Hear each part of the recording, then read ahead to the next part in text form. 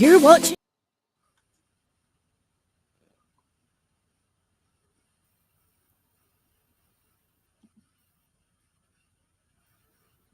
You're watching the Scottish Football Zone with all the build-up and reactions.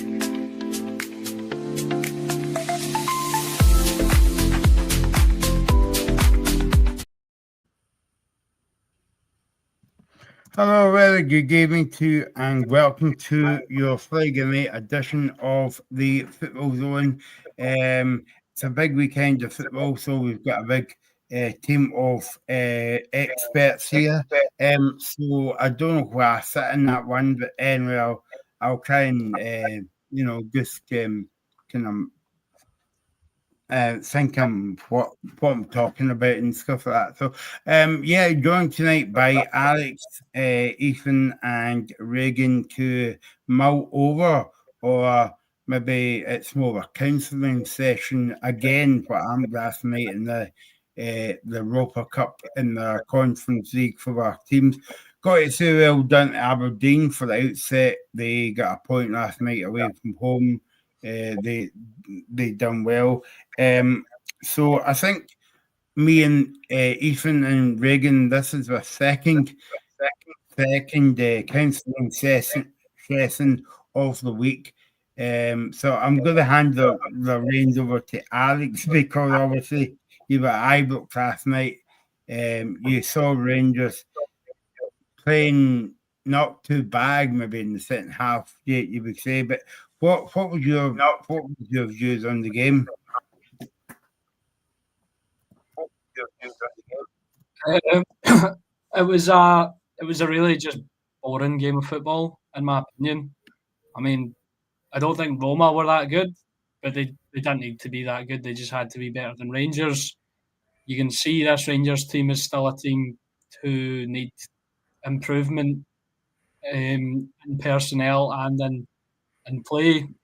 I think there's plenty of players that could go into who I don't think are good enough to be at Rangers and play sort of at a European level. So yeah, Roma were tidy on the ball, and they've got some decent individuals, but they're definitely not the best side I've seen at Ibrox. I mean, I've seen Rangers beat better sides than that Roma side last night in previous years, and I think that's just part of where we are. I think even if you go a year ago, I think obviously Rangers finished in the top 8. I think they would have probably beat that Roma team last night. That might be me being really optimistic and a bit of a stretch, but with my blue tinted specs on, but I think they would have beat them.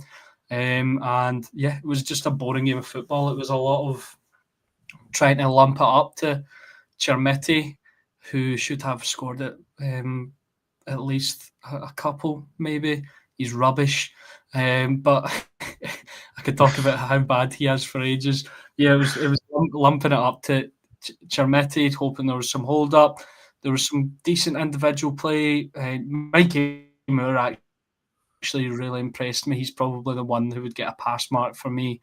And he's really come on since Danny Rose come in the door. You can see he's playing with a bit more freedom. He seems to be enjoying himself. Seems to know what he has to do. So I think he's one for me that has been good. I thought Max Aarons was all right as well. I think he has been all right as a whole. Granted, I didn't see a lot of the Celtic games, so I don't know if he was really poor in that or whatever. But as a whole, I think Max Aarons has been okay since Danny Rose has come in. But yeah, the rest, it was just flat. Rangers struggled to make chances in the first half with starting with the back five. I think it's a similar theme to the Celtic game. They're allowing a team who want to play on the front foot to play on the front foot. They did try to press in moments, but Roma did play out really well in those moments, and a lot of the time that the press wasn't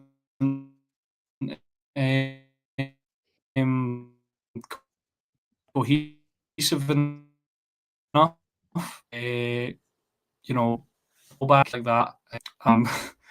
So there's a. But as a whole, I think it was just a super kind of flat performance from Rangers, and hope. There's not really much else to say about it. Just on the goals, I want to speak specifically. It was awful schoolboy defending for both of the goals, allowing them to get that header across and leaving men free at the back post for the first one. Then John Souttar just completely forgetting Artem Dovbyk existed for the second one. Really, really poor defending. But I think Roma were the better side in the end, but it wasn't really like they blew them away. But Rangers weren't good either, if you know what I'm trying to say. It wasn't like, oh, we were unlucky. Rangers were poor as well.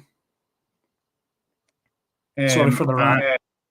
No, it's okay, because I have a feeling that every time we go, we do these shows now, we all have a bit of a rant, and Regan and Ethan and myself had a bit of a rant last night and over the past couple of weeks as well. But obviously, it's a big question for Friday night, guys. At the end of the week, but I mean, Ethan, where do we go from here? Because we're coming into like a laughing stock, or for other countries, and our neighbours down the road will have a good laugh at us. Yeah, exactly that, and it has become a laughing stock, the Scottish sides in Europe, especially this season. As I mentioned last night, 5 points from a possible 33 for the three sides in the league phase, which is just not good enough, and they should be doing a lot better. Celtic and Rangers especially. Aberdeen have, I'd say, performed well in two of the games. I know they did have that thrashing in Athens, but they were positive and deserved a point in Larnaca last night, and they were really unlucky not to pick anything up against Shakhtar Donetsk in the opening game. So I think they can at least hang their heads high, but it's disappointing. It is really disappointing, and I think it was something that was spoken about on the BBC last night that Jonathan Sutherland asked was that would you trade the sort of success for the European success for the Scottish sides on the European front for a more competitive league? And I think that's what we're getting at the minute. You look at where Celtic and Rangers are, especially compared to where they would usually be, with Hearts obviously running away with it, Hibs being just behind, and the league being so tight.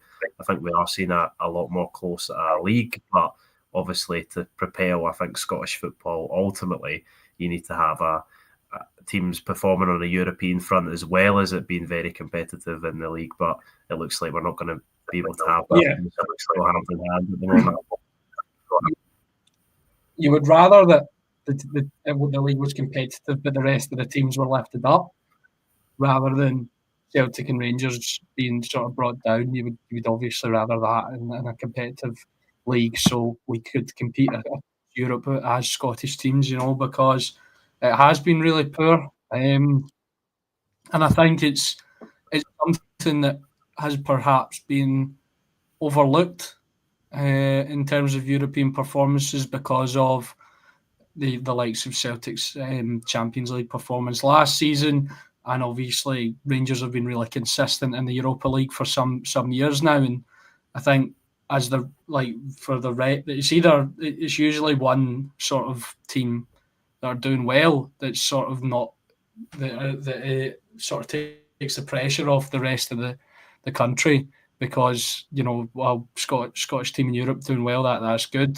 I think the attitude has been sort of one is enough for a while. I know a lot of fans do want other teams to do well, but it's not really become like much of an issue, and now we're seeing how bad it's been this season. With it's coming to the forefront of our minds, and we're losing our coefficient points positions, and I think this year or last year was the last automatic year of the year before was the last automatic year of qualification for the Champions League.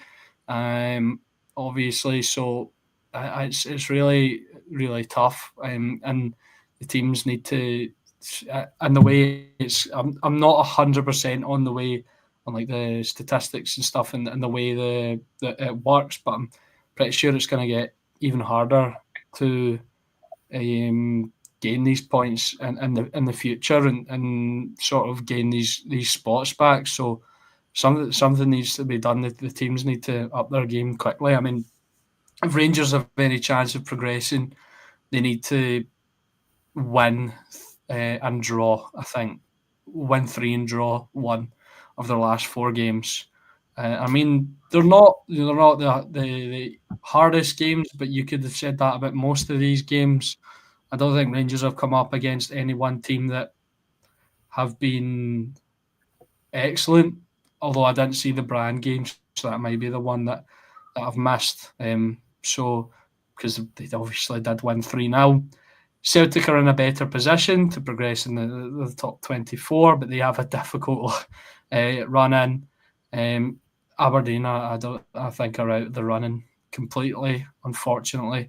So it looks to be a failure of a season for the Scottish clubs, and even if Celtic and Rangers make it into the last 24, unless something sort of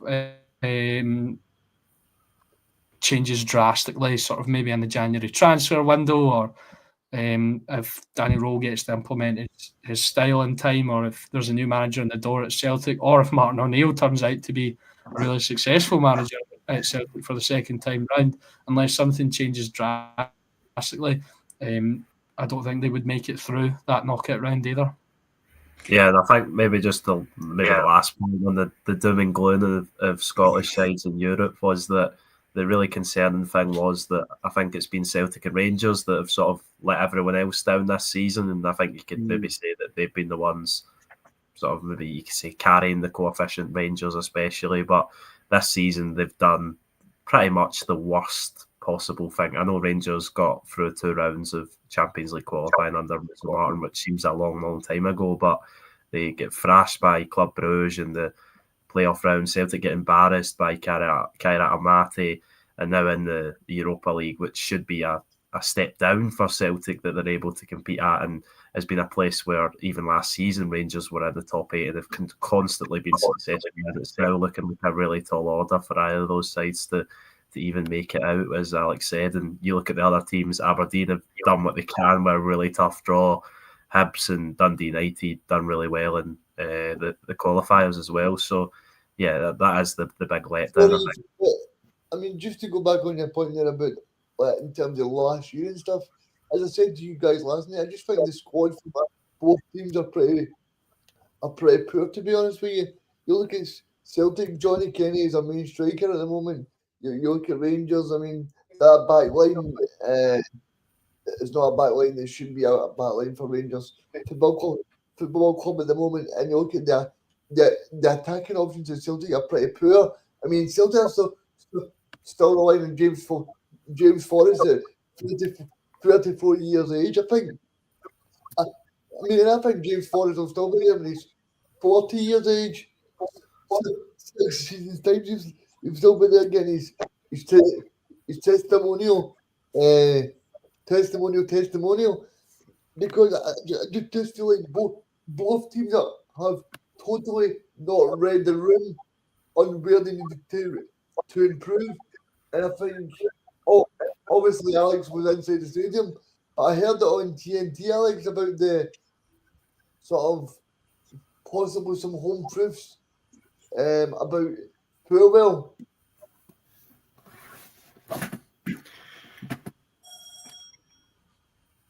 So, sorry, Alex. Yeah, it was like banners, banners on the ground about sort of oh gosh, now I can't remember what they say. So it was the second one said this is not our hobby, this is our life. I can't remember what the first one said actually, but there was 2 sort of banners of Patrick Stewart and Kevin Thelwell as well, with like sniper targets over them or something like that. Obviously not to get rid of them that way, but get them sacked basically, and get them out the club. And if you look at the recruitment, I mean, Yusuf Chermiti, that's what the Hamza Agaman money's been used on. And Hamza Agaman, by the way, is absolutely ripping it up in Lille. 10 million looks like a bargain for him. They all love him. I mean, I've been following Lille for a wee while just because I liked them when I was younger. So I know a bit about them, and I'm seeing all the stuff the fans are saying about him, and they can't believe that they got him for 10 million, and they can't. They call him the Moroccan R9. The Ligue 1 official page keeps posting about him as well, calling him that also. And 10 million for him, and we spent most of that on Yusuf Chermiti, a guy with 4 career goals, if you include the one he scored against Kilmarnock, which Eddie Beach should have saved. A guy who missed massive opportunities in a cup semi-final against Celtic, a guy who missed massive opportunities last night. And so the rest of the recruitment as well, though, if you look at it, Jayden Magoma, a youth player on loan, basically. Telo Asgard, League One Championship. Gassama Championship. Lyle Cameron from Dundee, but that wasn't Thelwell, I don't think. So, I mean, and Lyle Cameron hasn't been included in the last couple of teams. Nasser Jiga on loan from Wolves. Max Aarons has been phased out of sort of Premier League and Championship clubs for a while, and he didn't do too well at Valencia on loan as well. I'm sure Joe Rothwell, Championship. It's the level of recruitment. Emmanuel Fernandez, who hasn't seen the team at all, League One. So sorry, guys. I just wanted to ask you, Alex. Do you think that maybe Thelwell is sort of like maybe kind of underestimated Scottish football? Because to me, it seems like that. I don't think he has. I just think he's not equipped for the job. If you look at the way he's done it, and I mean, Everton's recruitment isn't exactly famous either. So I just don't think he's equipped for it. And signing a guy like Yusuf Chermiti for that kind of money, I mean, you can't spend £8 million on a gamble on a project. I mean, that's not the level we play at in Scotland. We would maybe like Celtic and Rangers only, because the rest of the teams couldn't get it, couldn't really afford to do it on a project. We would normally spend £1 to £2 million on a player that we would see as a project. The other teams, for them, that is a record transfer fee for the likes of Aguirre at Hearts and Thibaut Clegy at Hibs as well. So that's normally what. So, £8 million is a bargain in the Premier League. £8 million here is Rangers' second most expensive signing all time. I think maybe the third or fourth most expensive signing in the division's history as well. I'm thinking about the guys who were brought in for more than him, Odsonne Edouard, Arne Engels, and Tore Andre Flo, are probably, unless I'm missing anyone, are probably there. Adamida as well, £9.5 million. So, he's up there with the most expensive players in this division's history, and he was a gamble. I've tried to be positive about it, like from the start, obviously, because you spend that money on a player, you want to be positive, but it is a gamble. He's a 21-year-old who, before he came to Rangers, had scored 3 goals in senior football, and they all came in Portugal. Everton gambled on him. spending 12.5 million, but that's chump change to them. And didn't succeed at Everton. Was playing for the 21s, I think, by the time Rangers signed him for £8 million. Possibly, if he's a success, which I'm kind of hoping will happen, obviously, it rises to 10, I think. But it's really, really poor. I don't mind signing guys like that who, might need a couple of years, who are young and will need time to sort of develop and stuff. Not when it's that kind of money. And almost in a way, I feel kind of bad for the guy because he's come in with immense pressure on him, and maybe in a way he might not have known what he was walking into. I mean, it's a good opportunity to play for Celtic or Rangers or such big clubs, but it's instant pressure on him, and he's not lived up to it. But he does do a lot of stuff good, quite well. But he's not. Yeah, the main issue is he's an £8 million striker who's not putting the ball in the back of the net. Really frustrating. Yeah. None of Rangers strikers have been firing this season. Yeah, I was just going to say that you said about Hamza Agaman being a bargain, and I think he has proven to be that.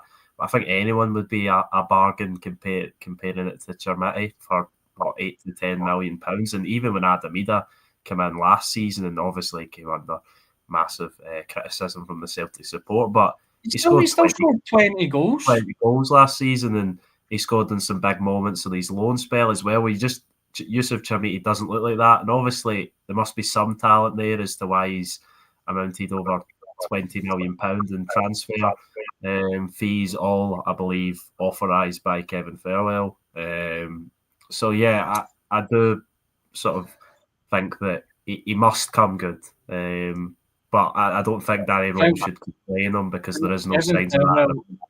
Kevin Farwell, I think, actually has some business connections to Yusuf Chermiti's agent as well. So if we want to go down the conspiracy route, have a look at that. So there we go. So that's this week's counselling session over. Let's look at the games for the weekend then. And we're going to stick with Rangers because Alex isn't getting out either tonight on a Friday night because Dundee on Sunday against Rangers, and we all know what happened the last time Rangers and Dundee met at Ibrox, Alex, but also the other week as well that Celtic went up there and Dundee wiped them aside, basically. So what game are you what kind of game are you looking for on Sunday? Just a win, hopefully. I mean, the domestics right now is what Rangers need to do. We've seen already they can't stand up against European opposition. They can't stand up against Celtic at the moment. So the domestics is what Rangers need to do. They need to just get the wins under the belt in the league, build up slowly, and just try and claw back that gap, because obviously now that they've lost the semi-final, the League Cup's out of the question, and yeah, so all to play for now in the Scottish Cup, and obviously I'd probably say the league's done, but you never know. So they just need to get wins under their belt. I mean, that Dundee, it'll be a tough game. They'll make it difficult as they did the last time. One thing I'm really concerned about, because Rangers can't defend a set piece to save their life. Dundee seem to be one of the strongest teams in the division from set pieces this season. So that would be if Dundee can get a result, a draw or a win against Rangers. It would be really impressive seeing them sort of going undefeated against the Old Firm sides so far this season. Obviously they drew with Rangers at Ibrox and they beat Celtic, and if they can do something against Rangers here, it would be really impressive from Dundee. And I know a lot of people have them as their relegation favourites. I don't. I think they will be round about there. But I think they have something. There's just a certain kind of like, I don't know what way to put it, like for lack of a better phrase, I'd say like a Sean Dychiness about them, if you know what I mean. They'll get the job done. It won't be pretty, it won't be easy, but they'll get the job done in terms of the season as a whole. My relegation favourites are actually Livingston, but I think it will be a tough game for Rangers, but it's imperative that they win because they need to bounce back. Because this is because it's Dundee and then it's the international break. Reagan, I was going to say from a Dundee point of view, and I was hoping to have Stuart on the show tonight as well. But from a Dundee kind of like point of view, what would they be hoping for on Sunday? I think we're hoping just to stay in the game for as long as possible and try and get possibly a draw or even a win. Because I think if you look at Rangers and Celtic, both of them are not doing too well. So I think the small teams will be hoping that they have Celtic and Rangers are playing bad again and they can really do well against them. Dundee already proved that against Rangers this season by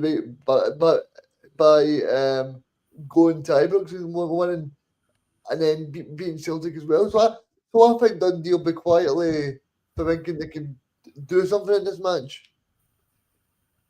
I haven't forgot about your comment, Graham. I was waiting till Alex is back as well.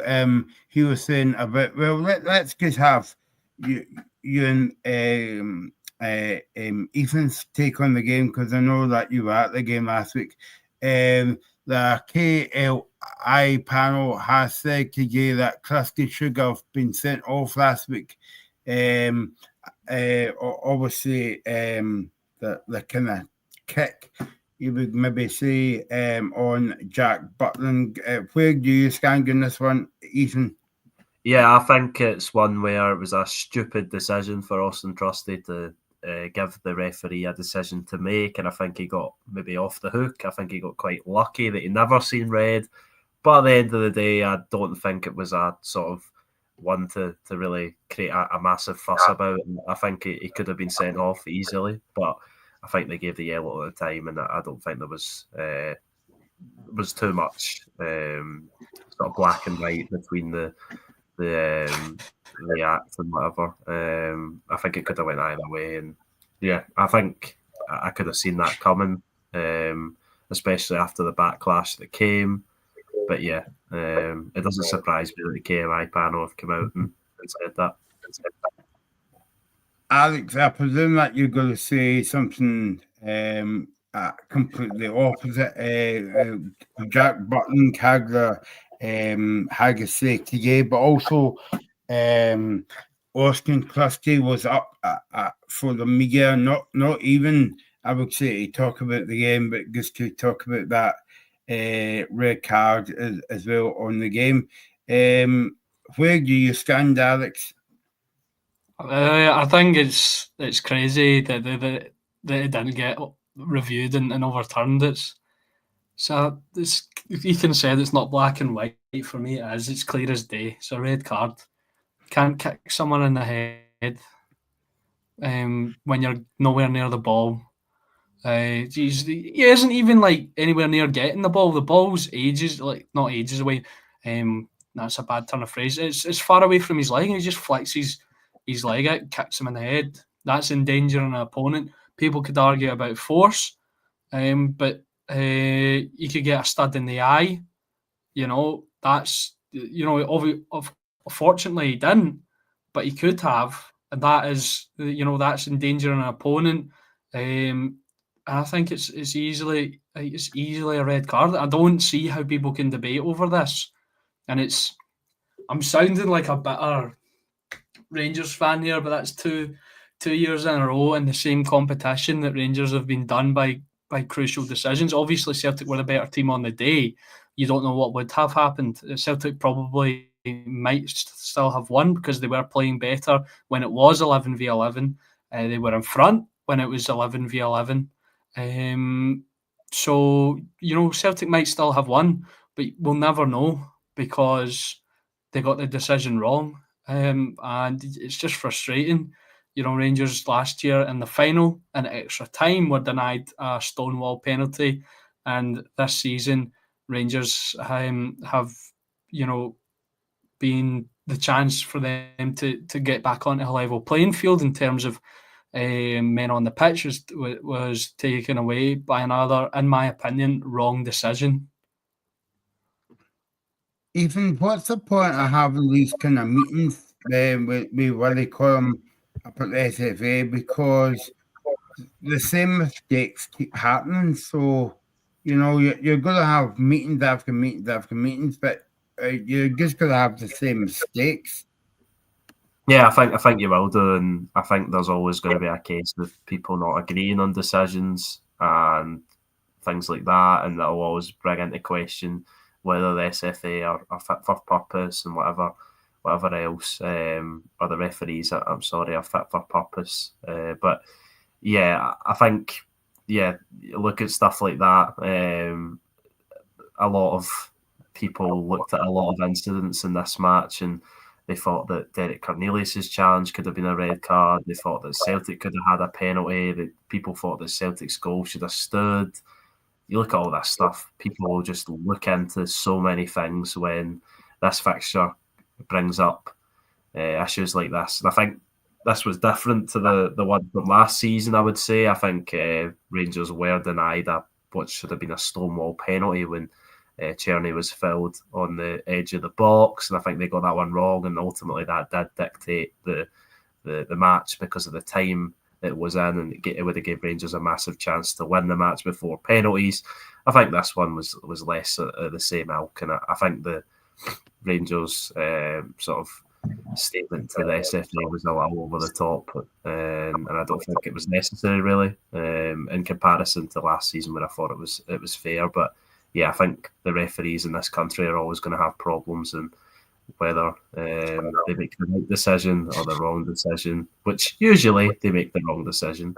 But yeah, I think they're always going to come under massive scrutiny. Regan, let's go back to the game on Sunday then. Dundee against Rangers. What kind of game are you hoping for in terms of like Dundee's had a free week, Rangers has had a disappointing, you would say, week in the League Cup and also last night against Roma. And, Rangers hasn't had the best record at Dens Park in recent seasons. Yeah, what I would say, Michael, is it's a must-win match for Rangers. If they've got any chance of it, any aspirations of winning the title there, because they are not able to afford. I know Hearts have got a match in hand, but they're not able to go potentially 17 points behind. That, for me, that's just too far behind. And I think that Rangers must win this match on Sunday. What am I expecting? I'm expecting Dundee to try and defend well, but ultimately, Michael, I expect Rangers to get a big 3 points. Ethan? Yeah, I think it'll be a difficult game for Rangers going to Dens Park. I know Dundee's recent record in the Premiership isn't very good. Just the one win in the last 5, funnily enough, came against the champions, of course, and they performed really well in those games against Celtic and Rangers this season. Obviously, they got the point at Ibrox as well. They could very easily have won that game, and I think they'll cause problems for Rangers. They seem to turn up on the big occasions, and ultimately they need to pick up points because they are in the danger zone at the minute of second bottom. Although I think Rangers will have too much. I think Danny Rowe's shown in his opening 2 league matches that he can get the job done in the domestic fixtures, certainly league-wise, and it will be interesting to see if he sticks with Yusuf Chermiti up front, because I think he's got Danilo there who's looked a lot better recently, and he's got Bojan Miovski who, although he hasn't looked great since returning to Scottish football, he does look like a player that needs confidence, and I think you need to take Chermiti out of the firing line of the Rangers support, and I think it could get ugly for him with the criticism maybe directed his way with how he's been performing, and I think I would swap him out for the game, but it'll be interesting to see what Danny Rowe does, because I think that could be crucial towards whether Rangers pick up 3 points on Sunday. Okay, guys, time for your predictions. I know that we love this part because we kind of get it horribly wrong. Like I think I'm doing okay this season. Actually, I'm quite impressed with myself. Maybe it's because I'm getting older and wiser. Maybe not. Maybe good older. Alex, Dundee Rangers, your prediction on the game? I will. Just before I give my prediction, I want to address that I've got quite a few predictions right this season. Normally not on Rangers games because I keep predicting them to win. But last night I actually did predict the score. I said, Ethan can back this up. I said it would be 2-0 to Roma, and it finished 2-0 to Roma. So unfortunately I didn't put any money on it. Please gamble responsibly. But yeah, no. So for this game, I'm going to go back to my old ways. I'm going to predict the Rangers win, and I'm going to go with 2-1 to Rangers. 2-1. Reagan? I'm going to go Dundee 0, Rangers 4. I'd take that. I would absolutely take that. Sure. Is that a Yusuf Chermiti hat-trick as well that I hear? Fantastic.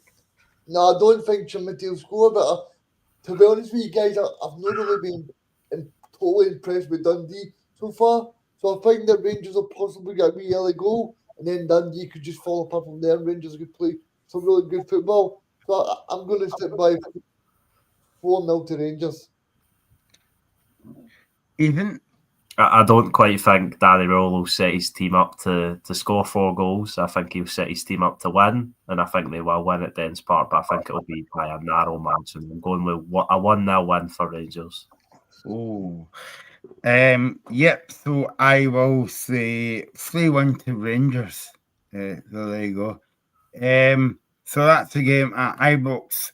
Not Ibrox, at Dens Park on Sunday. I don't know if anybody knows, or Ethan or Reagan doesn't know, because I asked him before the show, why is the Celtic and Kilmarnock game a 4 o'clock kickoff on Sunday? So if anybody's watching, you can maybe let me know, because it's not on the TV either. So I feel that's a bit weird. So, but hey ho. That's a strange one. I don't really understand it, why it's been moved to 4 o'clock. The other 3 games on Sunday at 3 o'clock. I'm not too sure why the Hearts Dundee United game is on Sunday. Maybe it was just it was already sort of penned in.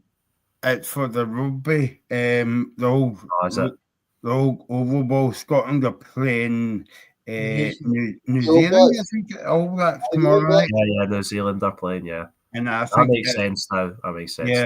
Yeah. So that game's on Sunday. So Ethan, Reagan disappointed last night again for Celtic. Obviously they had the feel good factor for about 2 games. Martin and they'll come in, and the fans kind of bought into that in a wave short term. Martin and they was asked again today. I don't know how many times he needs to be asked before the media pack gets into the head that he doesn't really want the job.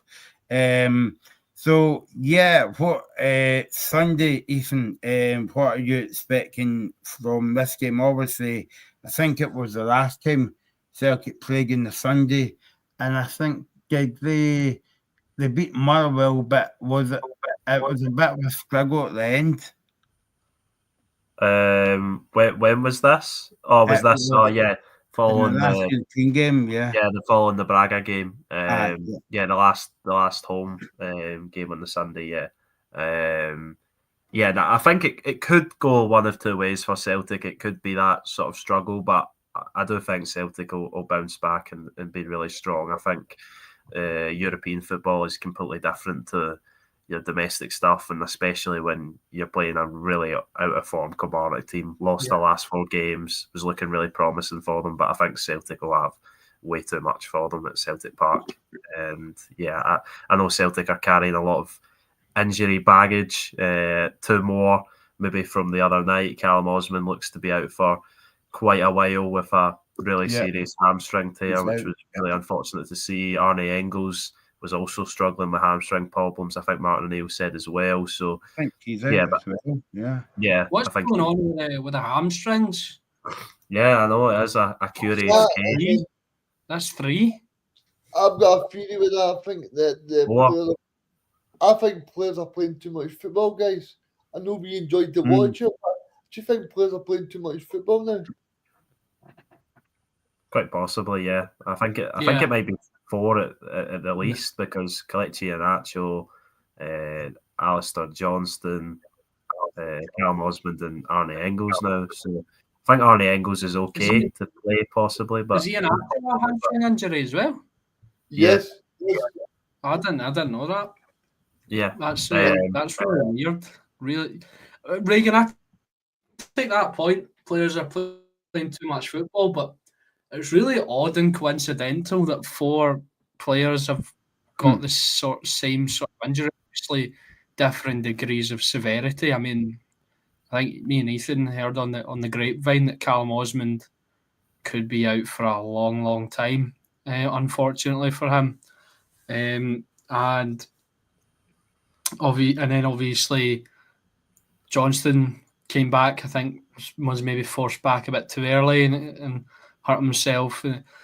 So yeah, different degrees of severity in the hamstring injuries, but it's very odd that there's 4 separate cases of sort of the same kind of injury.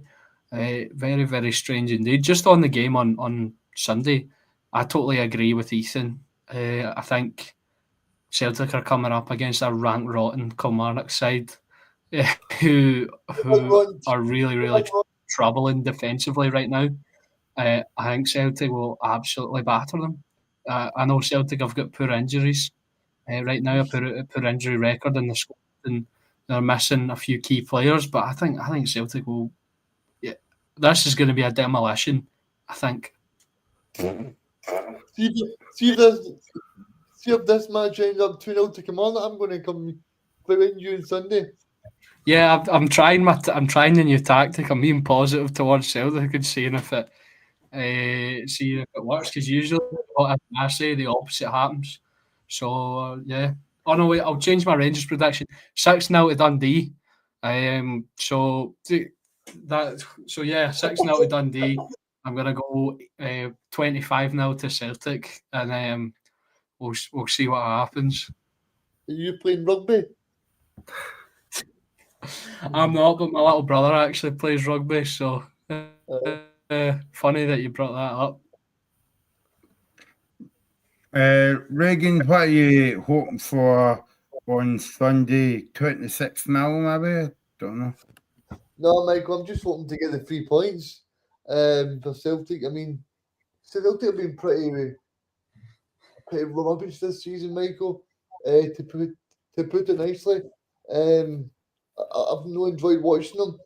And I'm actually interested in you guys, because something we've not spoke about yet is the managers. You search for a new Celtic manager. I mean, what do you guys think? Because from what I'm told, right? From what I'm told is the Celtic board wants someone just to coach the players, and not someone to want big transfer targets. They want a manager to be in there just to coach the players, and not to actually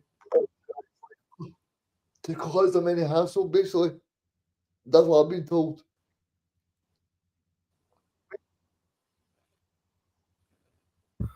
Well, I think the favourite at the moment is Kjetil Knutsen, the Bodo Glimt manager. Yeah, I mean, to be honest with you, Ethan, I don't think that'll happen.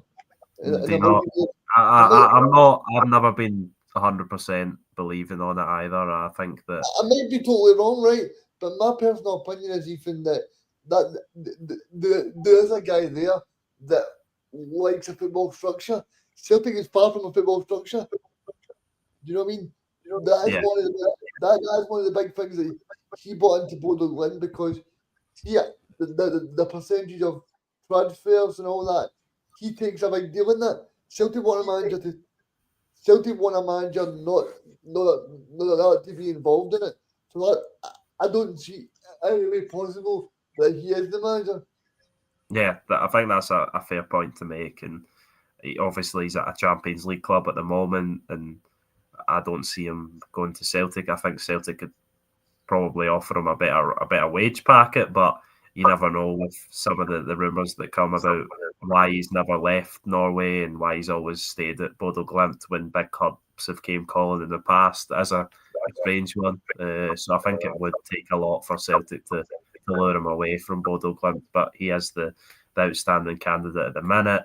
Obviously, the Scandinavian seasons often run on a different basis to the sort of classic European sort of tenures. So I think the Norwegian season's possibly nearly done, or closer to being done. He's got a contract, sorry, Ethan, until the 1st of January. Yeah. And I don't believe, to be honest with you, Ethan, that Celtic will pay any sort of fee for him. Yeah, so you're right, and they've only got 3 games left of the league season, which they are second at the moment, but could easily still win the Norwegian league. But some of the other rumours were saying that he wants to play out the last 2 Champions League matches, which will be in January. So you're talking about Celtic maybe waiting until the start of February to get a full-time manager in, which I also don't really see happening unless they stick with Martin O'Neill until then. But yeah, it's a tricky one to call. I can't really see where it's going at the moment. I don't think Celtic are really urgently looking for a manager with how Martin O'Neill's started, certainly domestically, very successful in 2 games. The one thing I would say, Ethan, is if Martin O'Neill's not there long term, I do see Sean Maloney staying there long term, being part of the backroom team. Yeah, quite possibly. I think he's someone that the Celtic board obviously like. They gave him the player pathway role, and now he's stepped up to the coach probably for the first team a bit more than Martin O'Neill probably will do. So yeah, I think he maybe has a part to play down the road. Well, Michael, I've just got one question for the 2 guys here. I mean, I'm just genuinely interested. If you look at Rangers and Celtic, I'm just so interested why these clubs are so interested in not having a manager pick players. And you look back to Muscat, you look back to Gerrard, you look back to Brendan Rodgers. These are big managers, and why are these managers being put off by Celtic and Rangers boards not actually saying, right, we want a manager to pick the players and do whatever? But I think the 2 board teams are making a rod for their own back. You don't get that anymore. You don't really get that anymore, do you? Though there isn't any actual many managers anymore that actually pick players. Have almost every club there's a sporting director or a director of football or something. Yeah, I totally get that. But if you look at people like Antonio Conte, like Thomas Frank, like people like that, who always have final say on transfers, who always identify. They've got a list and then they present it to the club. I just think. I think at Rangers that is the case. Russell Martin had final say on every player that came in the door, and I think Danny Rowe get the same assurances. But I think that's a big problem, Alex. I think that you look at people like Muscat. I mean, why did Muscat not be there? I think, and it was the first time ever that a Rangers manager was called the Rangers head coach as well. So it's very well that's saying that he'll be picking the players. Obviously, he's saying that Russell Martin will have the final say and stuff like that. But I think if you're looking for a big time manager, a lot of big time managers will want a certain type of player. They won't want Sean Yamada. Do they not work? I'm not understanding what you're trying to say here, mate. Do they not? I'm pretty sure the way it works is they speak to the managers in communication with Kevin Thelwell and tells him what kind of player he wants. Kevin Thelwell goes out and identifies a number of these players. The manager gets to take a look at them. They work on who's a realistic target, who they can get in, and then the manager gets the final decision on who he wants to bring in. Sorry, I mean, what my point is, essentially, is I don't think for 1 second that Russell Martin is signed off Chamiti, and I don't think for 1 second that Brendan Rodgers is signed off Sean Yamada as well, because these are. I think Brendan Rodgers is different because I think I can understand your thoughts about Chermiti, but I don't know. It feels like something that Russell Martin probably would have signed off on. Brendan Rodgers is different, I think, because you can clearly see, because of the way he's phased out certain players, that players were brought in without his sort of say-so. Although Dermot Desmond's statement would contradict that assumption. But yeah, I think Brendan Rodgers is different, but I'd probably disagree with you. I think the manager at Rangers probably did have final. I'd imagine there was a lot of influence from Kevin Thelwell. Like, look at this guy, and I don't imagine Yusuf Chermiti would have been brought in against Russell Martin's will. No, I don't think he's brought.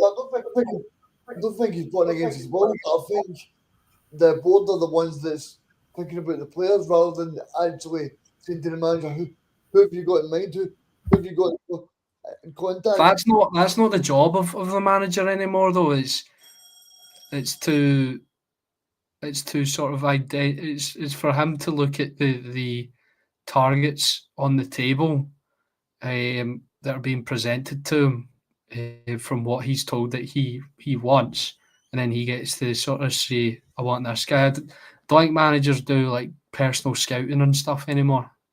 No, I don't think they do personal scouting. But I mean, you look at people like Ange Postecoglou who brought in Kyogo, who brought in Maeda, who brought in Rio as well. These are managers that know the kind of players that the club need. And then you go back to Brendan Rodgers, who brought in Schmeichel as well. Like, I just think that the Celtic and Rangers board are having too much influence on the club's policies. Maybe, but I think Russell, if you look at the transfer window, a lot of those were Russell Martin signings for Rangers. Tilo Asgard, Joe Rothwell, Max Aarons. Very, very Russell Martin signings. So, I mean, I understand where you're coming from. I just don't think it's 100% true. So what is it? What you feel like Steven Gerrard? Right, I genuinely believe that Steven Gerrard wasn't enticed enough back by Thelwell because of his lack of recruitment and like basically just bringing in players that he wanted to bring in, and I think that's why Steven Gerrard wasn't appointed to the club, and he basically said that last week. He said things weren't right in my family, but also things weren't right in the background as well. So I think he's pointing that out as well. I mean, that may be a part of it, because I think Gerrard is more of a guy who likes the traditional kind of manager role. I mean, and I'm not trying to defend Kevin Thelwell here because I don't think he's done a very good job at all in terms of what his sort of job is in terms of identifying players and stuff. But I don't think it's really what. If I'm getting you right, I don't think what you're suggesting is they've kind of got like exclusive control and they bring in players. Yeah, what I'm trying to say is that maybe the manager wouldn't. I would maybe disagree. Yeah, I mean, what I'm trying to say is, Alex, I'm all for the clubs bringing in players, but I think sometimes they may have too much influence Maybe, but that's their job. Their job, I mean, and that's sort of the advantage of having such like a sporting director of football, you know, and their years of sort of experience and connections. I mean, and the way their job is to look at players and to sort of influence and kind of, you know, at the end of the day, though, it is up to the manager.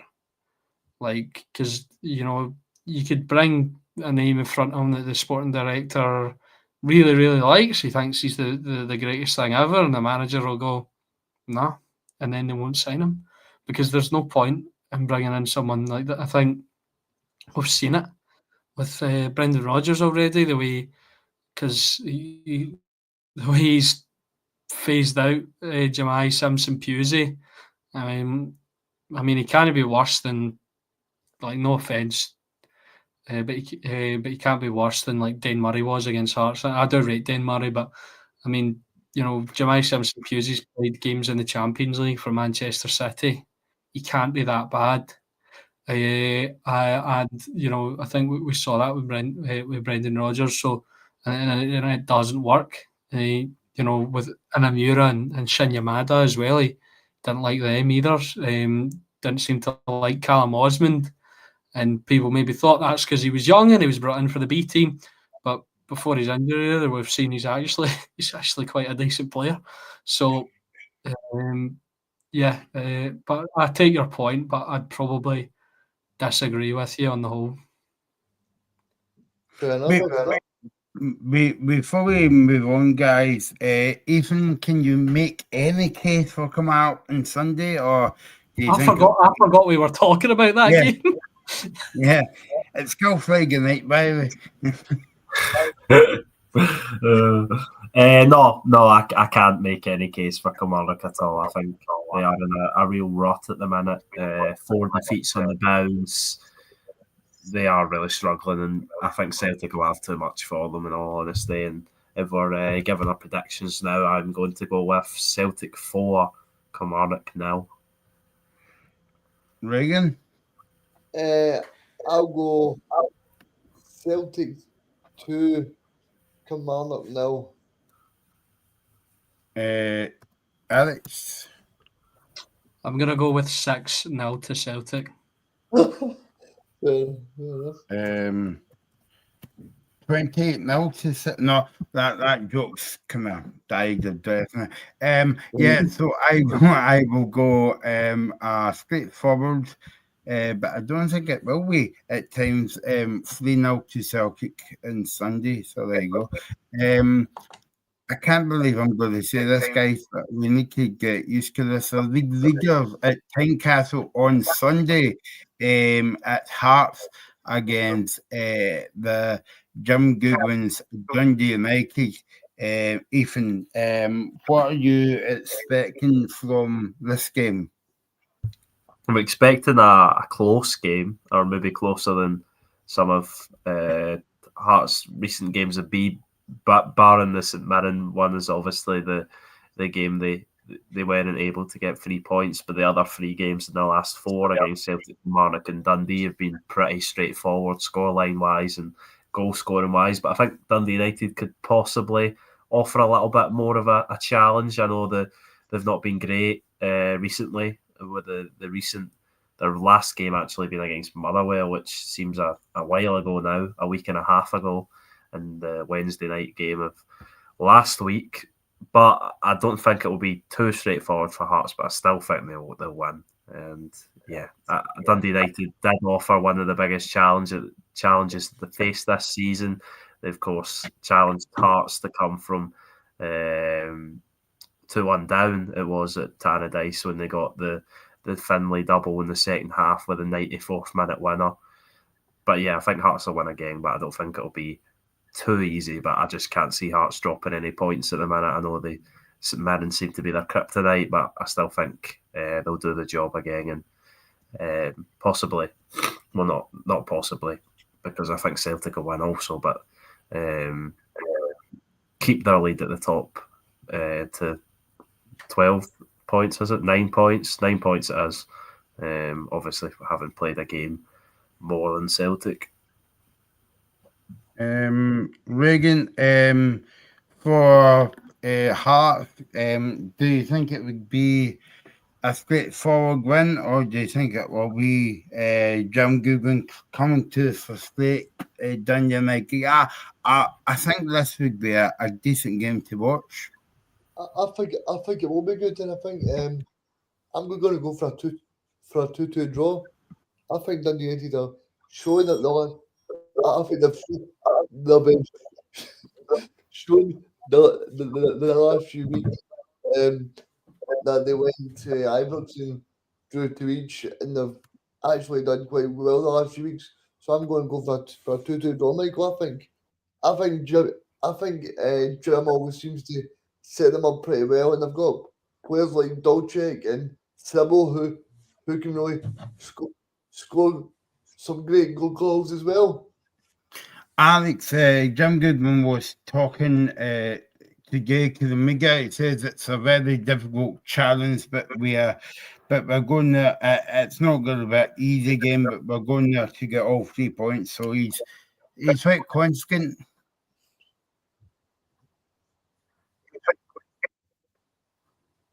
Alex, yeah.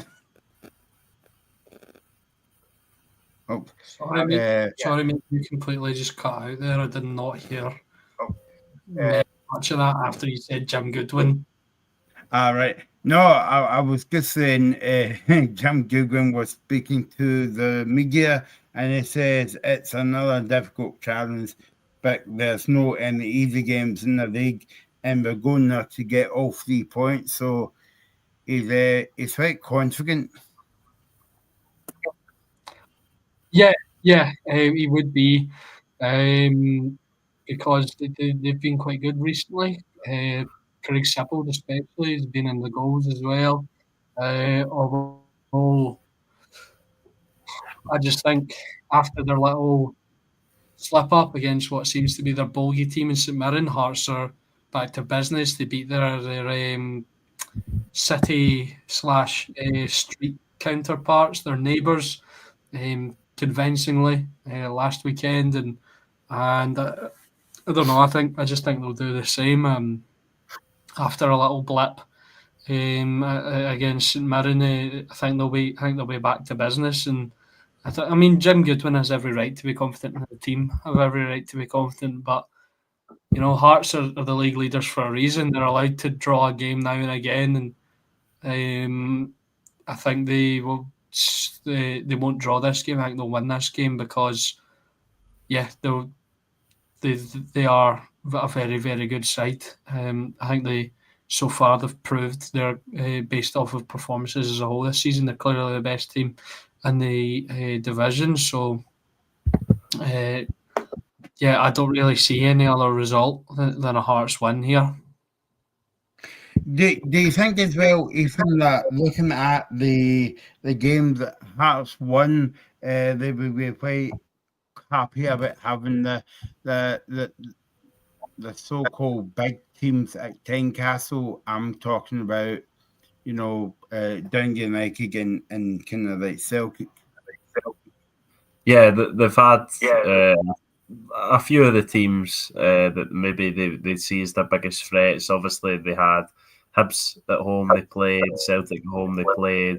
Obviously, they won at Ibrox, but I think that was probably the best time you could get Rangers at Ibrox under Russell Martin. So, yeah, I think you could maybe say that the fixtures have failed kindly, but ultimately everybody's played the same amount of teams and they've been by far the best team, as Alex said, and deserve to be at the top. And I think they'll keep their 9-point margin this weekend. I do think they'll beat Dundee United. I think Dundee United could possibly cause a few problems under Jim Goodwin. They've been a team that hasn't sort of found any problems finding the back of the net, but I just don't think they'll. I don't think they'll have enough to beat Hearts, and I don't really see anybody in the league having enough to beat Hearts at the moment with how good they're playing. Okay, let's have the score predictions on this one, and obviously it's Hearts against Dundee United, so I'm going to say it's going to be a tight game, but Hearts will win 2-1. Yeah, I think I'll go 2-2. I'm going to go for a tight game, but slightly less tight game than Michael. I'm going to go with Hearts 3, Dundee United 1.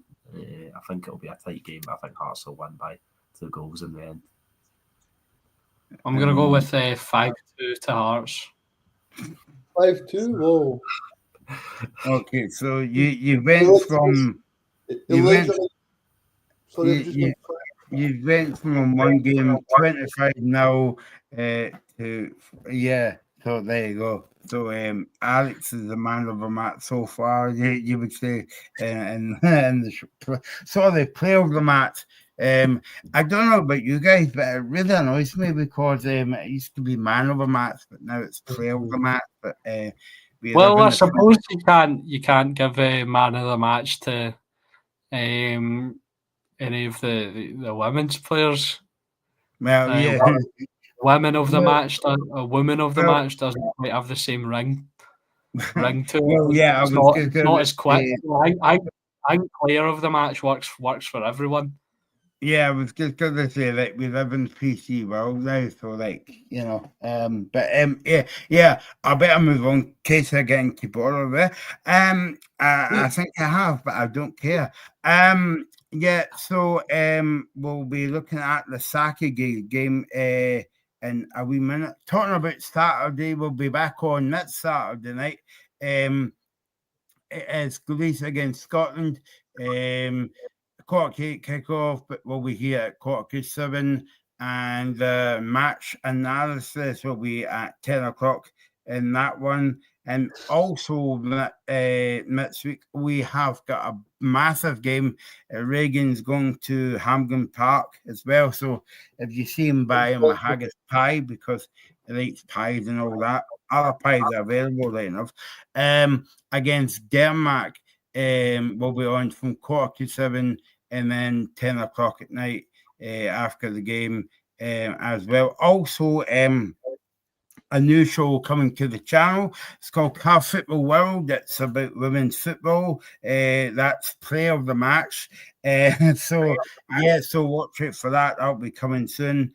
And we've got a special guest coming up on that show as well. So look out for that. Don't forget to subscribe to the YouTube channel. It is the Scottish Football Zone on YouTube, and also you can, if you don't want to watch us, I don't know why, because we are 4 handsome guys on a Friday night, and I don't know what that says about myself.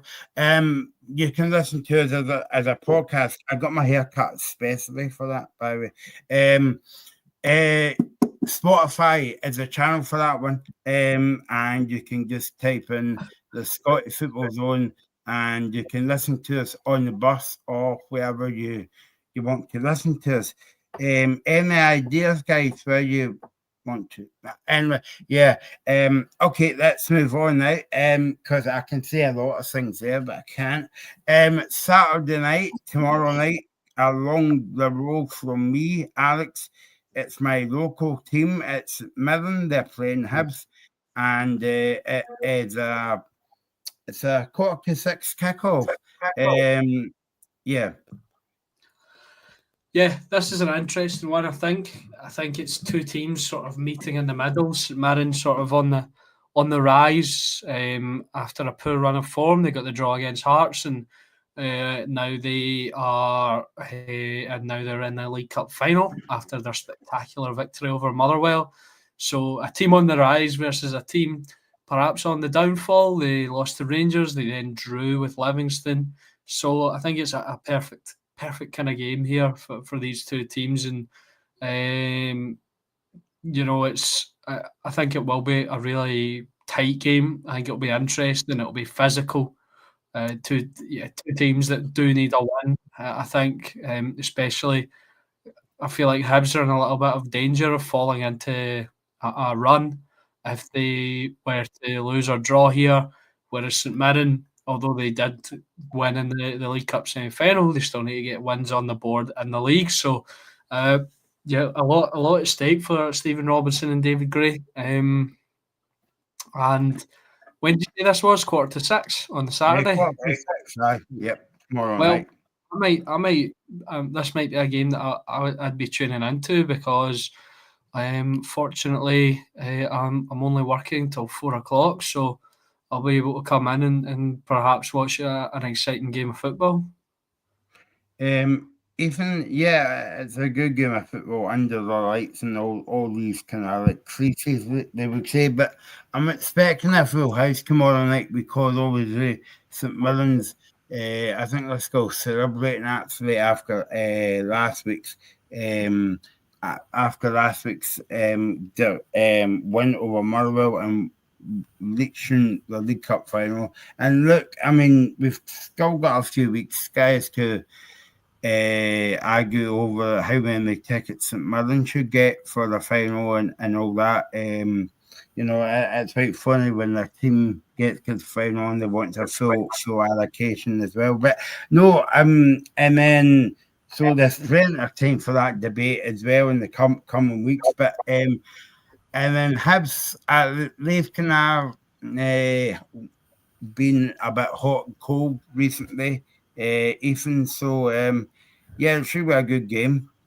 Yeah, it should be. Obviously, Hibs need a result, like it seems they always do this season. They've just not really lived up to that potential, but they are still in a really great position in the league, and they want to get as close to their rivals as they possibly can. I think Hearts are probably out of their touching distance now, but they can still have a good season and a successful one, sort of taking their rivals out of the equation. For St Mirren, I think it's already been a successful season getting to a National Cup final, and they'll have the chance to lift silverware for the first time in over a decade when they face Celtic in next month in the League Cup final. So yeah, it'll be a really interesting game. I could see it going either way, but I'd say St Mirren will be on such a high after last weekend's result against Motherwell, and I can't really see past them. But Hibs will obviously get quality. I think they just need to find it on a more consistent basis.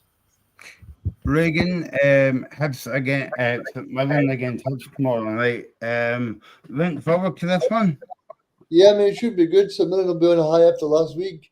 And like you said, the Highburies are not doing too well at the minute. So for me, Michael, I fancy St Mirren to go and win this game. And I think Stephen Robinson has done an incredible job. I think he's done an incredible job with St Mirren. Obviously, Robbie was on talking last week about possibly getting Mandaron into the Scotland squad. I think it'd be a great idea because I think the strikers we've got at the moment are not doing too well. But I mean, I think St Mirren will go into this match with the total,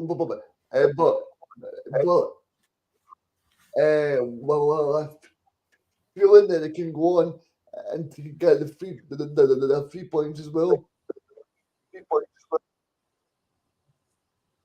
Yeah, no. When Robbie might turn off on the service because about Stephen Robertson, he's done a brilliant job. I've run out of things to say about him. Alex Scott, St Mirren into Europe, got them in the top 6 twice and got them into a final. But I think like when Stephen jobs become available or in Scotland and elsewhere, do you think the clubs kind of like overlook Stephen Robertson? No, I don't know. This might sound a bit uppity considering the position Rangers are in right now, but Alex is on fire tonight. Alex is on fire.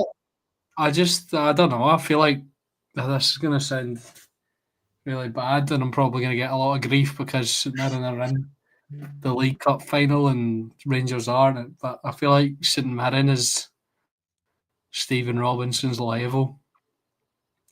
Oh, controversial in a flag, right? He's not, even arrogant say that. He's not the level.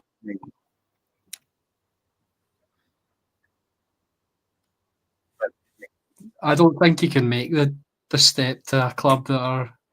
I'd even go as far to say I don't think he could make the step to Hearts. So All right, yeah. So I don't think you could make that step. I mean, the only way I'd see, I mean, like the only way I'd see him going is probably to Northern Ireland. I mean, he'd fit right in there because they are dread. So that's the only way. I'm just rage baited now. No, but that's the only. I think that's the logical step for him.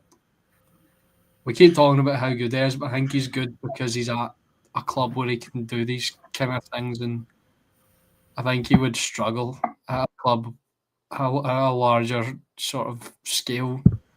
Although it's purely speculative, so I don't know what would happen, but that's that.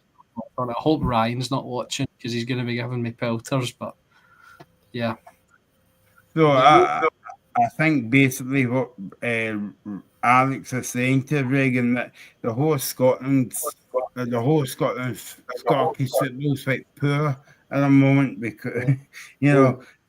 So yeah, so I wonder. Yeah. it is poor at the moment as a whole. I mean, Yeah.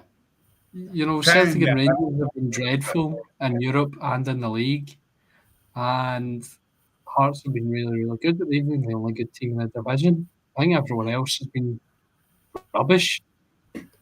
So basically, Alex is going to say Falkirk's going to win the Premiership this season as well.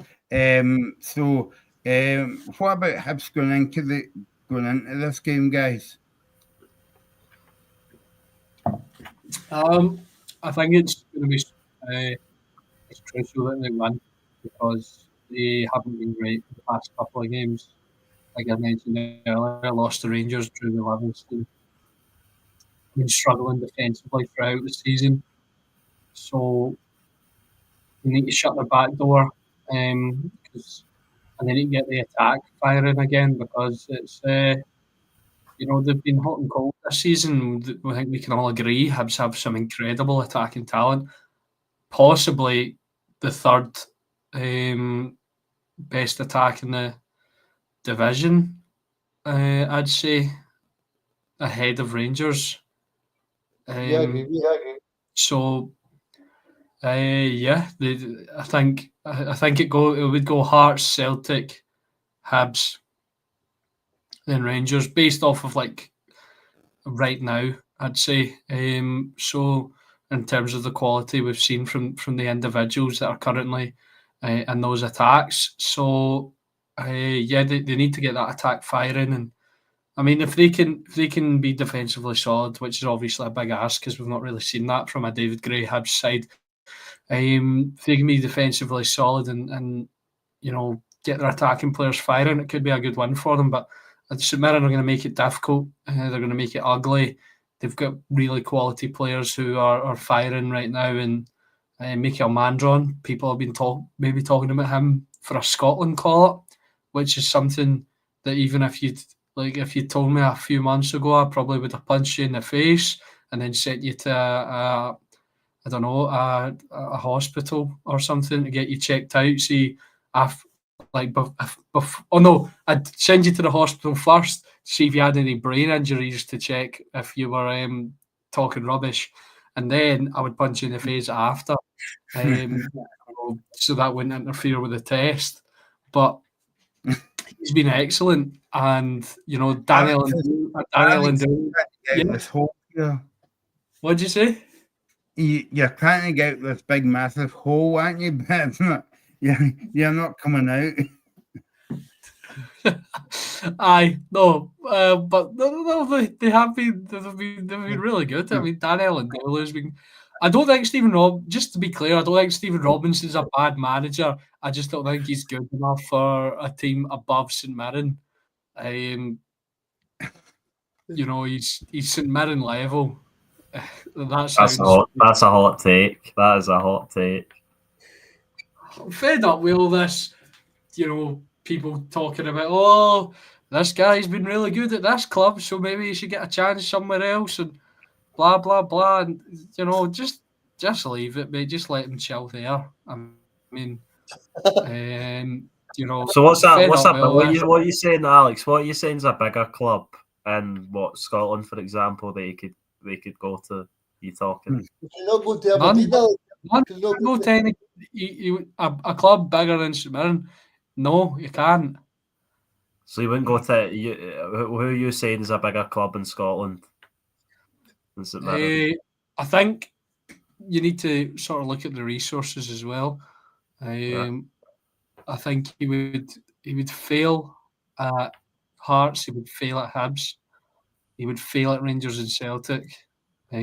Might do well at Aberdeen, but I just don't think Okay, it's enough. but out of those teams that you've mentioned, apart from Celtic and Rangers, They're all bigger than St Mirren. Are you insane? no, listen to me. Apart from Celtic and Rangers, St Mirren have finished in the top 6 more frequently over the last 3 seasons. Yeah, no. I think what I'm trying to say is the environment at St Mirren is perfect for him. Okay, but he's never been in an environment like a Hibs or a Hearts or an Aberdeen, so I don't think it's fair to doubt that he could make the step. I just don't think he'd be able to. I mean, he was all right at Motherwell. He got Motherwell to 2 cup finals in the one season. and they finished for third in the league. They finished for Yeah. the league. There you go, Alex. I don't know. I just think he could do it. I think he could easily go to a Hearts, Hibs or Aberdeen. No, I'm not having it. Oh my goodness, the Not having it. we might Anyway, have I was to talking move about on. how good the players are. Dan Ellen Yeah. Mulu has been very, very good. Scored an overhead kick against Hearts and then scored an absolute banger in the semi-final against Motherwell. Obviously, I spoke about Michael Mandron. And I've lost my train of thought again. But he would make it a bigger club. But anyway, No, Michael Mandron has more chance of playing for Rangers and Celtic than Stephen Robinson has managing them. okay, let's move on swiftly. This is funny, actually. By the way, I forgot this is live. It's not recorded. Or else we could edit everything you said out the show, Alex. No, I've not been that bad, have I? Well, no, you haven't, no. But Ethan's face kills it all. I'm bringing the entertainment value. If we just sit here and all agree all the time, it's not very interesting, is it? So I'm bringing a bit of entertainment. And I'll sit in the fence. I'll sit in the fence for this game as well. No, what about St Mirren and Hibs? What's your score prediction? Let's not go to Alex in this one. Let's go to Reagan. Yeah, I think 2-0 to St Mirren. I'm going to go with a 3-2 win for the Buddies. I was going to go with a St Mirren win, but just out of spite, I'm going to go 3-0 to Hibs. And I will go with 2-1 to St Mirren and Stephen Robertson to score the winning goal. So there you go. I completely forgot, Alex, that I'm going to pick on you tonight. I completely forgot to speak about this other game on Sunday. I was just getting carried away with the debates that we're having on the show tonight. It's fun. I thought fireworks night was last night, but might be tonight as well. It's Aberdeen against Motherwell on Sunday. We should say decent performance, maybe decent point last night for Aberdeen. Ethan, I know that you saw the game, but would that save Jimmy's job until this game? Yeah, I think so, and I think he's building up more credit by the games, and I think Aberdeen are going to come into a decent run, and I think it'll start here. I think I can see them winning. I think they'll beat Motherwell when they're down. I think Motherwell will be in a really bad state after how the cup semi-final went last weekend, and I think Aberdeen will take advantage of it. I don't think it'll be pretty because it never has been for Aberdeen this season, but I think they'll have too much on the day on Sunday, and I think Aberdeen will start maybe being the team they're meant to be in the Scottish Premiership, which is probably squad-wise in the top 5, but they're obviously quite a bit off that at the moment. 5 points behind Falkirk, who are in 5th. So yeah, I think I fancy Aberdeen over Motherwell at the moment, but I think we'll really see how much the Motherwell players have bought into what James Befalasco's doing if they can go to Pittodrie and pick up a win after such a difficult mental experience at Hampden Park. And for Aberdeen, the really interesting thing was, I think I mentioned it last night, was young 20-year-old Dylan Lobban getting his second start consecutively, his first one in Europe the other night. So that was nice to see, and hopefully he can kick on and maybe be a Scotland international and for the World Cup, maybe if he can accelerate his development. We're just getting to a point where we're hanging our hat on anyone for hope, aren't we? Mikael Mandron and then a Wayne. So Yeah. 20 years old. But no, I get your point. But they don't come often in Scotland. Great talents, so we've got to be excited about young guys coming through and taking their chance, and that's what he's done in the opening to the game. So hopefully he can keep kicking on, because the right back area has been a sort of struggle position for Scotland over the recent months and what years. are you talking about? You got Tony Roust. I don't think Tony Ralston is the same level as some of the other players in other positions, but I think you could make that case for multiple areas of the Scotland squad. But I think me and Reagan should go away and let Alex and Ethan continue this till about 9 o'clock tonight. I'm just winding him up a little bit. He's I think this is going to be better, but I think that the debate between Alex and Ethan is going to be better than the Celtic AGM this year. Oh yeah, if you want to hear more debates between me and Ethan, I'm going to do a little shameless plug here. We're on the dugout every single week, so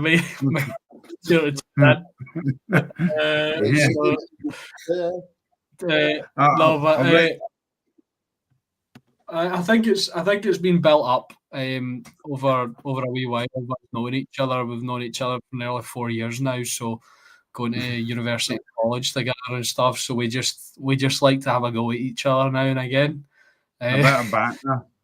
Yeah, basically. And often I find myself arguing points that I don't even believe in, just to try and win the argument. So that's part of it. No, but just on this game, I think it's going to be a good game. I probably agree with Ethan on this one. I think Aberdeen will win. I think Motherwell will be wounded after their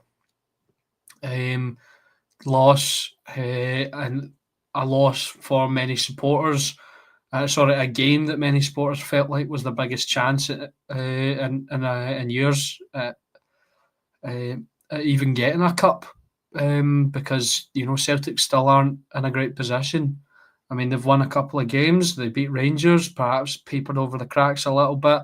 Then they were brought back down to reality, granted by what looks like the best team in the Europa League this season. But I think Motherwell fans would have thought they had a real chance, but they were brought back down to reality by St Mirren. And yeah, I think the players will struggle to bounce back. I think what we've seen from Motherwell this season is they play excellent football. They've got quality players, but they're weak defensively, really weak defensively. And if they can't put the ball in the back of the net, if the attackers aren't firing and scoring the chances, I mean, Stamatopoulos is if you've seen him this season, he'll have 5 shots and score the 5th one. He's a bit like that. So if he's not scoring that 5th shot, if Tawanda Masmanise doesn't show up, and if Eli Just isn't playing to the best of his abilities, they won't be able to get through the Aberdeen defence. And I think Aberdeen will have chances because they do create chances and they have good attacking play. And Motherwell are attacking players, and Motherwell are weak defensively. So I can see the Dons winning this fairly comfortably, actually. Even I know that Motherwell get beat last week off for St Mirren, but I think if you ask any Motherwell fan, they would rather have a home game instead of going away up to Aberdeen on Sunday. Yeah, they certainly would, and they'd like to have the comfort of the Fir Park backing them and trying to inspire the players to go again after what would have been a really difficult occasion at Hampden. So, yeah, it will be difficult to go to Pittodrie and try and get a result. Aberdeen off the back of a good win in the league, and then going to Cyprus and getting a really respectable point out there. So, yeah, I think it will be an uphill battle for Motherwell. You never know, they might get something from the game. I mean, the Scottish League's been a funny old league this season, so I wouldn't be surprised if Motherwell come away with a win, but I do back Aberdeen to take 3 points. I don't think it will be a really good victory because Aberdeen have not really specialised in that this season, but I think they'll get the job done, possibly a 1-0 or a 2-1 scoreline. So, yeah, I think it'll be a tight game, but I fancy Aberdeen over Motherwell at the moment. Yeah, 1-0, I would say 1-0 to Aberdeen. I hope I've not stole your prediction or anything, but there you go. Yeah, Alex, what about you? What score? I'm going to go straight forward. They're both 2-0 to Aberdeen. Ethan? I'll go with the 1-0. 1-0 Aberdeen. 1-0. So there you go. I completely forgot about that game, guys. I was jumping ahead of myself and I was enjoying the debates. But anyway, if you want more debates, subscribe to the channel, the Scottish Football Zone, and you can hear our debates, funny debates as well. By the way, it's all for the banter here. So let's talk about the last game. It is Livy against, it's Falkirk against Livy on Saturday. That's tomorrow. And Aki going to see a home win in this one, guys. What about you? I mean, what's your take on the game? Ethan? Yeah, I think it's a funny fixture, this, because looking at the two teams and how they've started the season, Falkirk flying high in fifth. Many people suspected that maybe Falkirk could compete for a top six finish with how well they've done over the last two seasons in the Championship and League One. And a lot of people had Livingston down the bottom. They're obviously Alex's relegation favourites, as he made clear earlier on, and they sit bottom at the minute. But Livingston have won the last 4 meetings between these sides. Livingston's only win in the Premiership this season was against Falkirk. Falkirk haven't beaten Livingston since 2018.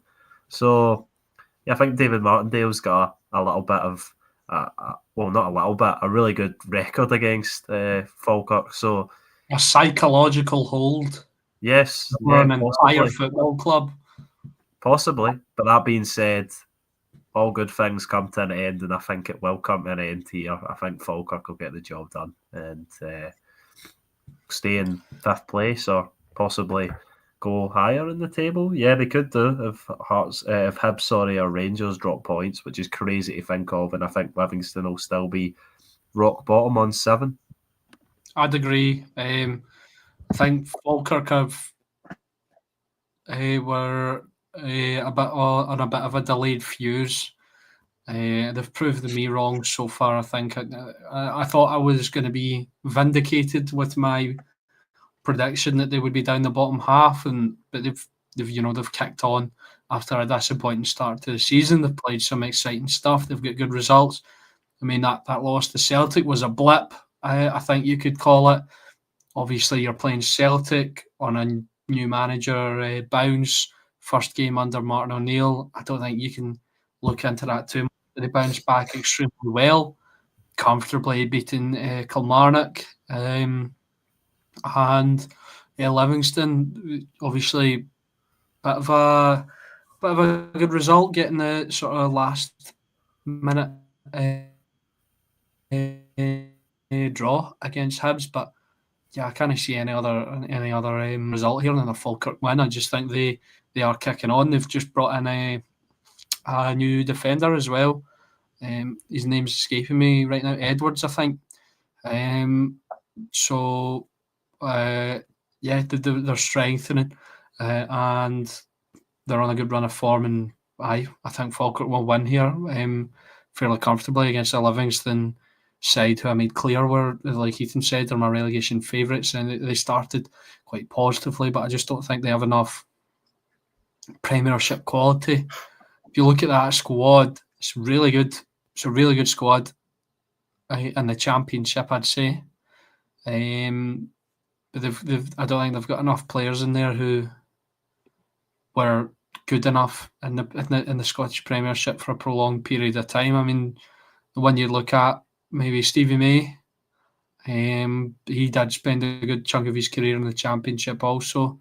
Danny Wilson obviously played with Rangers, but those are maybe the two you'd look at.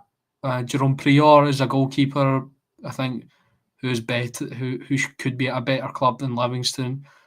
A lot of Livingston fans were surprised they extended his deal as well, but they've got a lot of loan players and youngsters. I mean, they do have an ex-Bundesliga left back as well. They've got an interesting squad, but I think overall they've got a lot of young players and a lot of players who maybe are just Scottish Championship level.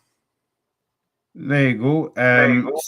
So that's the Premiership for you at the weekend. Speaking about the Championship, what about this? Are we going to do score predictions for this game? Yeah, sorry, I forgot that. So Alex, yep. I'm going to go for another Falkirk win. I'm going to go for them to score 3 goals again, but I'm going to go for them to not concede this time. I'm going to go 3-0 to John McGlynn's men. I don't think it'll be that easy. I'm going with 2-1 to Falkirk. 2-1. I'll go. Was Alex just to make him feel a wee bit better? 3-0 as well to Falkirk as well. I don't need any help. I'm aware of my stupid predictions, but I'm going to keep doing them till the day I die. Yeah, don't worry. I've got stupid predictions as well, so that's for a good tag team as well. Let's look at the Championship before we go. There's a big game tonight between Airdrie and Packet Thistle. Massive game next week. I'm looking forward to that next week because if Reagan was here, he would be able to tell us because he'll be going to Fahill. Packet Thistle against Johnson, a brilliant game next week. I don't know if that game went on the telly. I think it might be. I'm not sure what game that's on actually.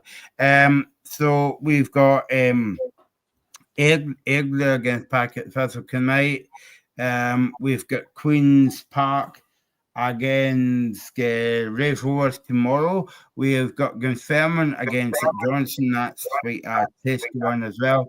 And we have got Morecambe against Arbroath, and we have got Ross County against Queen's Park. And could be a Queen's Park fan to go up there at this time of year. In the freezing cold and all that in Inverness. So what's your pick of the games in the Championship, guys? I'm actually going to go with Dunfermline versus St Johnstone. I think that'll be a tricky game for St Johnstone. They've been struggling compared to how they started the season and opened up the opportunity for Partick Thistle to challenge. And yeah, I think that'll be another difficult game for Simo Valakari's team. Alex? I'm going to go with tonight's game. Rock Bottom versus second in the division, as Ethan alluded to. Partick Thistle are in a title race. Tonight is crucial for both teams. I mean, Airdrie aren't quite adrift yet. But if they continue, I think if they lose tonight, there's a good chance that they could start falling away because it looked, obviously the Ross County have not been performing very well, but, they've still got quality in that team. So I don't think they'll be down there towards the end of the season. I mean, Queen's Park are the only other team that I could see being down there, but Airdrie need to keep within touching distance of that playoff spot, and although it is still very early in the season, I think if they lose tonight, it could be the start or something for them in terms of dropping off. For Partick Thistle, it's crucial that they keep the pressure on St Johnstone. Ethan's pick of the weekend is a very tough game for St Johnstone against an inconsistent Dunfermline Athletics side. You don't know which one's going to show up. So it's a really important game for both teams. So I think if Partick Thistle can win tonight, put the pressure on St Johnstone going up against the side who do have the quality to punish you, it makes for a really interesting weekend of football. There you go, guys. That's rounding up in I was thinking of a firecracker there. That's the only firework joke I can use at this time, even though Bonfire Night was last night. But there you go.